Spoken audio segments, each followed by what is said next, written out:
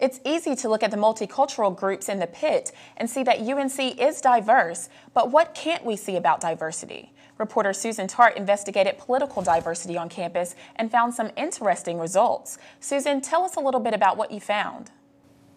Jess, many outsiders see UNC as a very liberal university, but campus officials say that political variety is included in diversity programming. Chancellor Measer's Diversity Task Force is winning awards, but some students say the campus is far from diverse. After all, Measer's plan doesn't mention anything about political diversity. UNC student Amanda Zalaquette co-chairs the North Carolina Federation of College Republicans. She says there's a problem on campus. There are some in the administration who definitely are supportive of all viewpoints, but there's probably limited to 2 or 3 faculty members, but the rest are very left-wing and have a very liberal bias. Of the 949 College of Arts and Sciences faculty registered to vote in North Carolina, 73% are Democrats, and less than 6% are Republicans. The Associate Provost for Diversity and Multicultural Affairs, Archie Irvin, is in charge of Measer's plan. He says voter registration has nothing to do with being politically diverse. There's just a great variation of personal and political perspectives in the faculty, much greater than what you would tend to think. And I think the labels of voter registration are really not very good gauges. Labels aside, Zalaquette says there's still a liberal bias on campus. I think that people like to deny that there's a bias in the classroom. For example, Chancellor Measer was asked at his Chancellor's open house what he thought we should do to solve the problem. But instead of actually answering the question, he responded that he didn't think there was a problem in the first place. Young Democrat co-president David Beard agrees UNC is biased, but says it makes class interesting. All the professors are influenced by their political views. They're influenced by lots of things, but I don't think that's necessarily a bad thing. If you were to ever get a professor who didn't influence what they taught, it would be a really boring class because it would just be the textbook.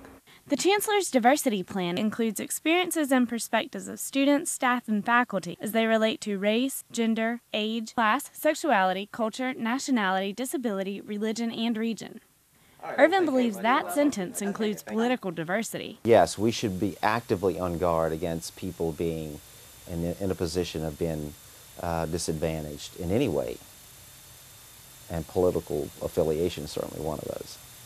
But students like Zalaquette aren't impressed. When we have people like Chancellor Measer who are saying that the problem isn't there, we have to have some kind of documentation of what's been going on so that we can remember and look back to all these instances in which it has been a very serious problem. Beard says conservatives document too much. They essentially go around looking for professors to do anything that might be construed as something liberal so that they can attack them and use this one incident as proof that the entire campus is on a witch hunt for conservatives, which I don't think is true.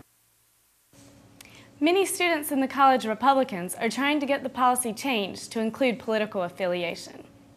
Susan, how does the breakdown of faculty voting registration compare to the general North Carolina population? As we told you in the story, 6% of our faculty are registered Republican. In the state, that number is 35%. Susan Tart reporting live from the newsroom. Thanks, Susan. The recent actions of a sorority at DePauw University raised questions about the true values of such organizations. In November, national officers of the Delta Zeta sorority expelled 23 members, including every girl who was overweight and the only Korean and Vietnamese students. Of the 12 students allowed to stay, 6 left the sorority voluntarily in protest. Shelley Dobeck is the Associate Director of Greek Life at NC State. She says the issue is complicated. And my experience in watching any membership review is that those who are removed are never really feel good about that process. They always feel that there is some wrongdoing. The executive director of Delta Zeta says the 23 members weren't dedicated enough to the sorority and weren't committed to recruitment efforts. Check this out, because you won't see it again for a while. The moon might have looked a little different to you on Saturday night.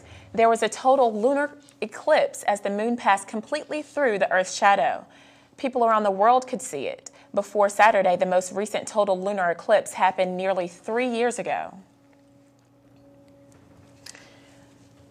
Weathercaster Johnny O is here with us to tell us about weather. Johnny, how's it going? Oh, pretty good. That lunar eclipse was really interesting. I got to check it out. Yeah, that's some definitely interesting stuff.